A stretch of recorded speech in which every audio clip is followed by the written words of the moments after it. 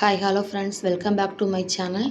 Previous இயரில் வேல்மாறல் வரலாறு, நியூ ஒன் வேல்மாறல் படிக்க போகிறீங்கன்னா அதை பற்றி டீட்டெயிலாக ஒரு வீடியோ போட்டிருந்தேன். இந்த வீடியோவில் வேல்மாறல் பற்றிய அரிய தகவல் பற்றி பார்க்க போகிறோம்.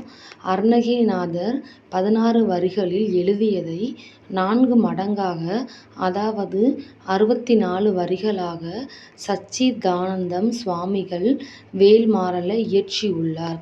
இது வினைகள் தீர்க்கும் மகா மந்திரமாகும்.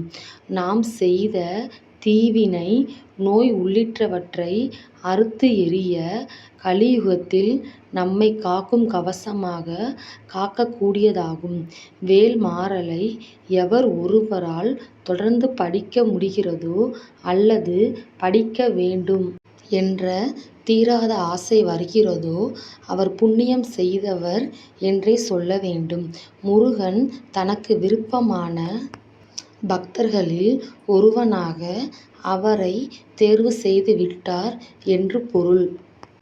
வேல்மாறல் படிக்கும் சரியான முறை: விநாயகரை வணங்கிவிட்டு வேலும் மயிலும் துணை, வேலும் மயிலும் துணை, வேலும் மயிலும் துணை என 3 முறை சொல்லிவிட்டு வேல்மாறலை படிக்க துவங்க வேண்டும்.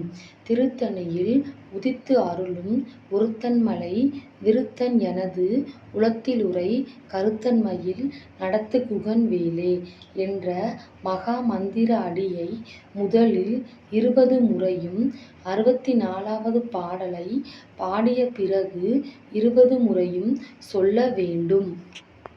முதலில் 20, நிறைவில் 20, நடுவில் 68 என மொத்தம் 108 முறை இந்த வரிகளை ஓதப்பட வேண்டும்.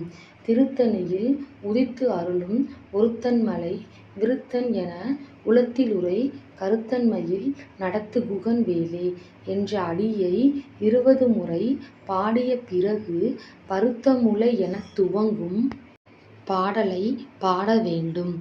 எத்தனை நாட்கள் பாட வேண்டும்? ஒவ்வொரு பாடலை பாடி முடித்த பிறகும் மீண்டும் திருத்தணியில் உதித்து அருளும் ஒருத்தன்மலை விருத்தன் என உளத்திலுறை கருத்தன்மயில் நடத்து குகன் வேலே என்ற அடியை பாட வேண்டும்.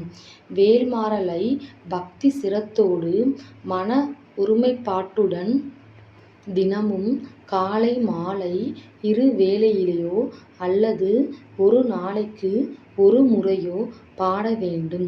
தொடர்ந்து 48 நாட்களாவது விடாமல் வேல்மாறல் படிக்க வேண்டும். வேல்மாறல் படிக்கும்போது முருகனிடம் வேண்டுதல் எதையும் வைக்காமலும் மனதில் உள்ள குறைகளை சொல்லாமலும் முருகன் அருளை பெறுவது ஒன்றே நோக்கமாக கொண்டு படிக்க வேண்டும்.